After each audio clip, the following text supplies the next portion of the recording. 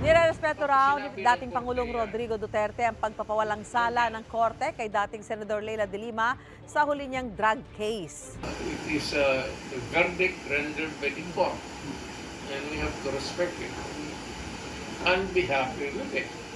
That democracy is working well in the country. Sinabi yan ng dating Pangulo sa pagbisita niya sa Tacloban, Leyte kahapon. Sa ilalim ng Administrasyong Duterte, kinasuhan at nakulong si De Lima para sa 3 kasong may kinalaman sa umuning illegal drug trade sa Bilibid.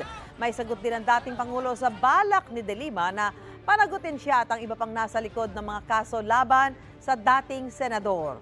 Find your peace where you are now. Huwag kang kumalikot ng away kasi pagsisihan mo yan.